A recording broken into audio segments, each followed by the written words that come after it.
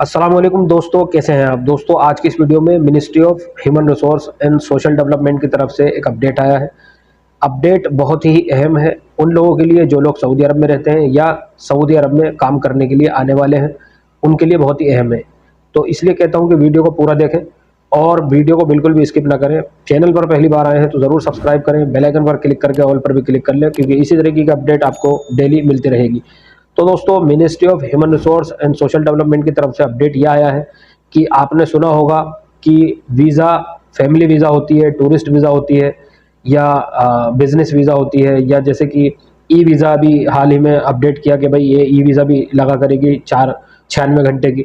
लेकिन अब ministry of human resource ने ये अपडेट दिया है कि अब 3 महीने का टेम्पररी वर्क वीज़ा भी इशू हुआ करेगा। अब सऊदी अरब में जितनी भी कंपनियां हैं या कफील हैं, अगर वो किसी भी मुख्तलिफ कंट्रियों से बंदे को बुलाना चाहती हैं काम करने के लिए, तो वो 3 महीने के लिए भी बुला सकती हैं। ठीक है, तो 3 महीने की जो वीज़ा होगी ये टेम्पररी वर्क वीज़ा होगी। अगर मान लीजिए कोई बंदा आ जाता है यहाँ पर, तो वो 3 महीने काम करेगा। अगर कंपनी या कफील को उसका काम अच्छा लगा तो वो उसे रखेगी या उसका वीज़ा एक्सटेंड कराएगी। कंपनी या कफील वीज़ा अप्लाई करने के लिए जो है कोई प्रॉब्लम नहीं है, वो अप्लाई करें, लेकिन उनके लिए कुछ शर्तें रखी हुई हैं कि कंपनी ग्रीन जोन में होनी चाहिए और कोई भी वायलेशन नहीं होना चाहिए, यानी कोई मुखालफे नहीं होने चाहिए कंपनी के ऊपर। तो इजीली ये अप्लाई कर सकते हैं, इनको वीज़ा 3 महीने की जो टेम्पररी वर्क वीज़ा है वो मिल जाएगी।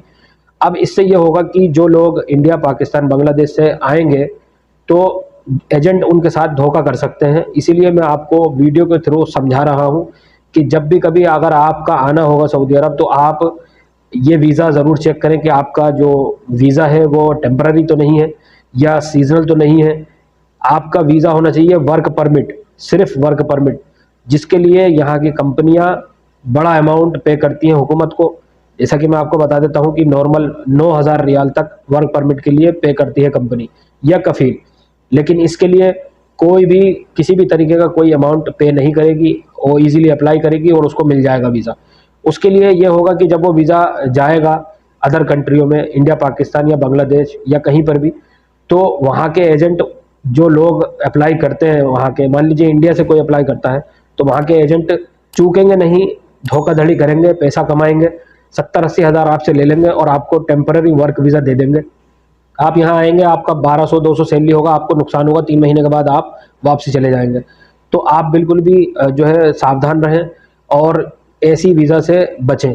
ठीक है, अगर आपको आना है तो वर्क परमिट ही लेकर के आएँ, अदरवाइज आप कैंसिल करा दें या ना आएँ। ठीक है, उसके बाद ministry of human resource and social development की सबसे दूसरा अपडेट ये है कि हरूफ को लेकर के। देखिए, पहले ये होता था कि अगर कोई बंदा 15 दिन बिना बताए कंपनी से एब्सेंट कर देता था, तो कंपनी उसका क्या करती थी, हरूफ लगा देती थी। फिर उसके बाद में एक नया चेंजेस हुआ कि भाई अगर 15 दिन से ज़्यादा अगर एब्सेंट करता है बंदा, तो कंपनी या कफील उसका कॉन्ट्रैक्ट जो है वो टर्मिनेट कर दिया करती थी। लेकिन अब जो अपडेट आया है वो ये है कि अगर 1 साल में 1 महीने की एब्सेंट मारता है कोई बंदा बिना बताए कंपनी को, तो फिर 1 साल के अंदर अंदर कंपनी या कफील उसका कॉन्ट्रैक्ट टर्मिनेट कर सकता है।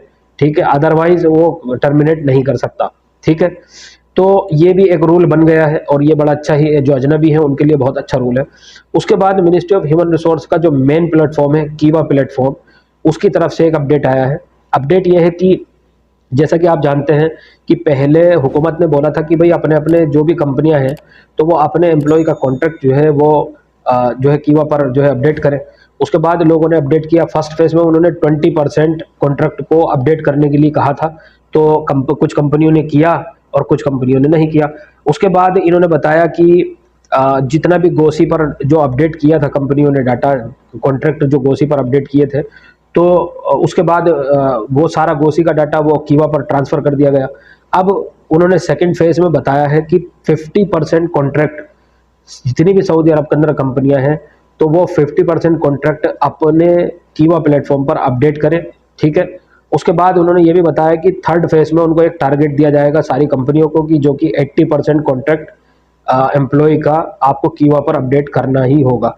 अब एक बात मैं बताता चलूँ कि कीवा प्लेटफॉर्म ये क्यों कर रही है कि भाई कंपनी जितना भी कॉन्ट्रैक्ट है अपने एम्प्लॉय का वो कीवा पर क्यों अपडेट करवा रही है।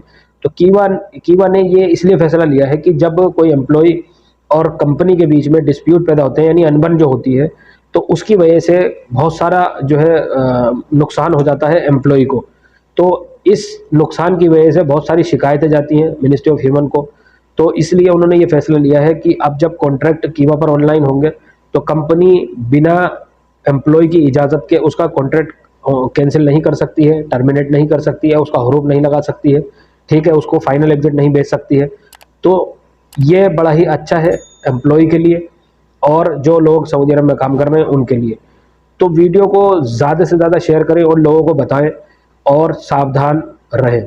ठीक है, आज की वीडियो में बस इतना ही। मिलता हूं नेक्स्ट वीडियो में एक नए अपडेट के साथ। तब तक के लिए खुदा हाफिज़।